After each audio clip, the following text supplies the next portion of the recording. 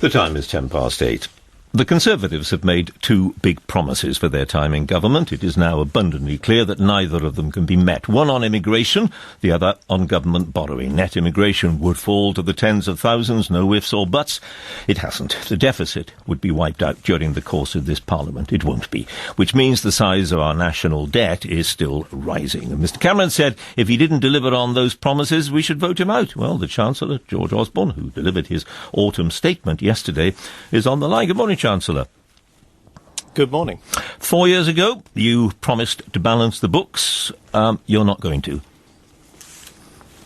Well, I'm the first to agree that the job is not finished, but I think your introduction was a little unfair. We promised to turn the British economy around, and we now have the fastest growing economy in the advanced world. You were rather more specific than that. Well, hold on. We promised to create jobs, and we have seen unemployment fall at a record rate.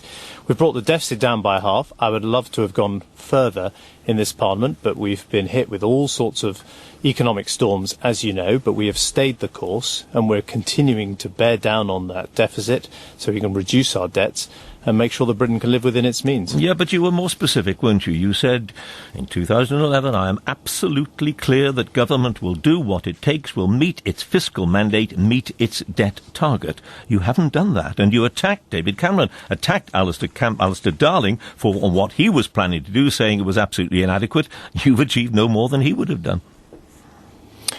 Well, of course, the Labour government at the time back then was adding to spending, adding to borrowing, and the economy was in crisis. And that's exactly what you've done, is you've added to borrowing. Well, if you look at the world today and look how Britain is outperforming all its neighbours, how jobs are being created. I'm speaking to you from Crewe, where Bentley Motors just announced 300 new jobs today in research and development. Look at the news today that the biggest insurers in the world are investing £9 billion into the British economy today.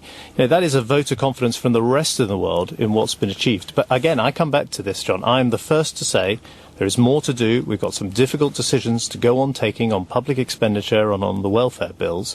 But the alternative is to go back to the higher borrowing and the chaos that Britain is emerging from. But if everything is as hunky-dory as you suggest in terms of the way the country is growing, why are tax receipts not doing the same?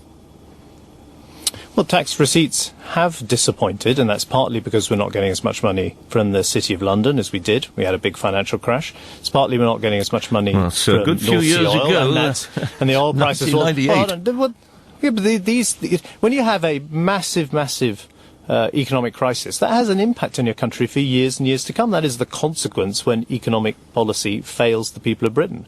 But we've been turning that around. We've been working through our long-term economic plan. And in the autumn statement this week, I've set out more things we can do to help people who work, who save, who want to buy their own home, who want to create jobs, who want to be an apprentice, who want to have a secure economic future for our country. We are on course to prosperity, and we've got to stay on course. Let's talk about the buying your own home thing then, the changes in stamp duty. If, as you have declared over and over again, your ultimate ambition has to be balancing the books, why are you giving away 800 million quid when you didn't have to? And the effect of that might be to push up prices at the bottom end of the house scale.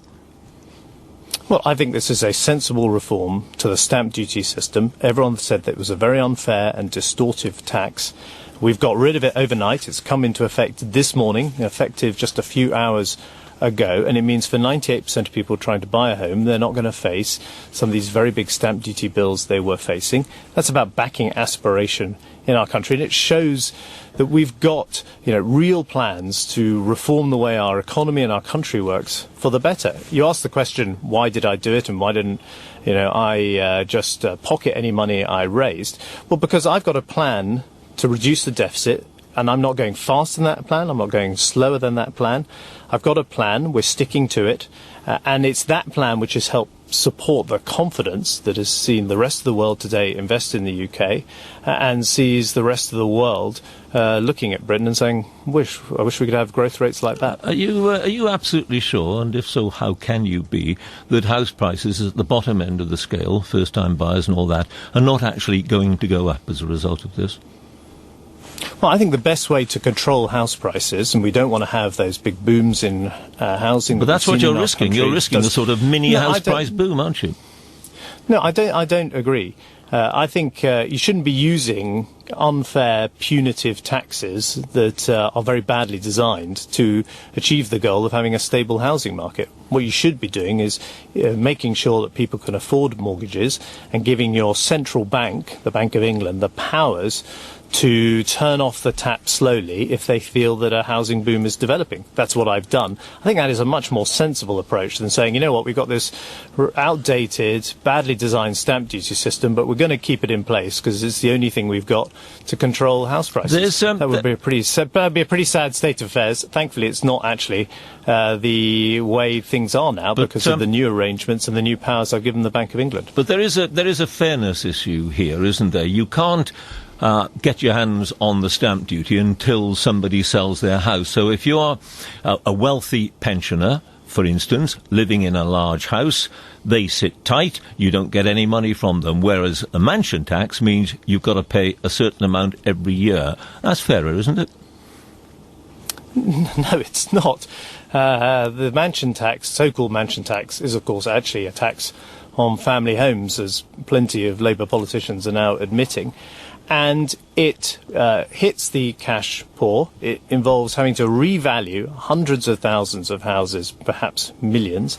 And although Labour politicians come on this programme and say, well, it's only going to be levied on the very big houses, we all know that if the Labour Party introduced a new homes tax, it would soon be applied to most people listening to this programme. What I've demonstrated in the last 24 hours is that we can have a sensible reform to stamp duty so that people in big houses pay that big tax when they buy the house, when they've got the money, and we don't have to go and revalue all the properties because, of course, every time a house is bought or sold, it's valued.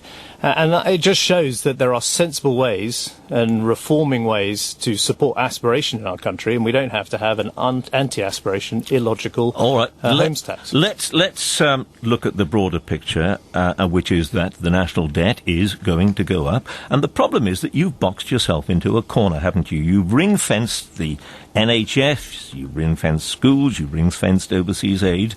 The other cuts that you are going to make, the real cuts you're going to have to make, could be, according to the Institute for Fiscal Studies, absolutely phenomenal, unachievable. The OBR has produced some the OBR has produced some forecasts.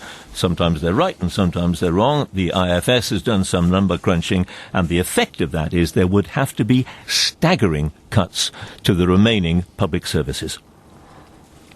Well, do you know, when I woke up this morning and turned on the Today programme, I felt like I was sort of listening to a rewind of a tape from 2010, and you had BBC correspondents saying Britain's returning to a sort of George Orwell world of the road to Wigan Pier. I mean, that is just such nonsense, and I would have thought the BBC had learnt from the last 4 years that its totally hyperbolic coverage of spending cuts has not been matched by what's actually happened in our country. So you reject the OBR projection, do you? No, we're not talking about crime. We're not talking about crime. We're talking about spending and cuts. What I reject is the totally hyperbolic BBC coverage of spending reductions. All right, you made that point. So let me ask you then. I listened. I had all that when you were interviewing me 4 years ago. And has the world fallen in? No, it hasn't. No, but our national debt is the British economy are growing. And look at our national debt. And the deficit is half what it was when I was doing those interviews. And you said it would have disappeared altogether. Now, John, I'm the first to say, I said again, difficult decisions are going to be required. Government departments are going to have to make savings. On the welfare bill, we're going to have to do things like freeze working age benefits. I'm not pretending these are easy decisions or that they have no impact. But the alternative of a return to economic chaos, of not getting on top of your debts, of people looking at Britain across the world and saying that is not a country in charge of its own destiny, is not a world that I want to deliver. Right, but do you accept, therefore, that you are going to have to make cuts in some departments, not the ring-fenced ones, quite clearly, of perhaps a third? Sometimes, in some cases, according to the IFS this morning, 50% ahead in those non-protected, 50% in those non-protected departments, as they put it. Well, those numbers produced by the Institute for Fiscal Studies assume there are no savings in the welfare budget. So if we did not make any savings in the welfare budget... Well, they're based on history, and true. you've made very, very few savings, minuscule savings in the welfare budget for obvious reasons, because most of the welfare spending goes on old people. Well, first of all, we've made up to £20 billion of savings on welfare. And you could have fooled me, because I've come on this programme many times being attacked for welfare cuts. So I know, and the new line of questioning is you haven't got welfare at all. Mr. I don't think. I'm just saying. Look, questions aren't an attack. I'm asking you questions. If you listen to the BBC line of questioning, it is on the one hand let's that we're talk not about making my any line of questioning, can we? Well, your line of questioning as well. I'm just saying, of course, we've had to make difficult decisions on welfare, but ultimately, and we've got to go on having to make difficult decisions on welfare. If we don't make those decisions on welfare, we've got three alternatives. We can either borrow a lot more money, and that would put our country back into economic crisis, in my judgment, or we can massively increase taxes, or we can do those very, very big spending cuts on departments. I don't think we should do any of those three things. I think we should have a balanced package, which includes savings on welfare, and that includes difficult things like freezing working age benefits. But the alternative is that the poorest in our country would suffer most as the economy came back into crisis. So you're not going to touch pensions. The triple lock remains in place, does it? Forever, as far as you're concerned. Well, yes, it's our commitment for this Parliament and the next Parliament, and it's been great news for pensioners. By the way, pensioners are among the poorest people in our society. They're on fixed incomes, and some are pretty wealthy too. They have the least ability to increase their income because they're on a pension. And I've taken big steps to try and support savings, including yesterday, saying you can pass on your ISA to your husband or wife. Okay, so that stays. I'm still wondering where the big cuts that are going to be needed, according to the OBR, according to the IFS, the big cuts are going to come from. You haven't been specific. Well, I have been specific. I just said that we're going to have to freeze working age benefits for 2 years. There have been plenty of people who've come on this programme and how much is to that attack me raise? for that very specific decision. Well, that raises a couple of £1 billion. Exactly. And then we're going to...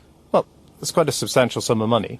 And then we're going to have to do decisions like reducing the benefit cap so that the maximum amount of benefits that goes to any working age family is more like £23,000 than the number today. We've got to make further decisions like that on welfare. We're going to have to go on making sure government departments are living within their means.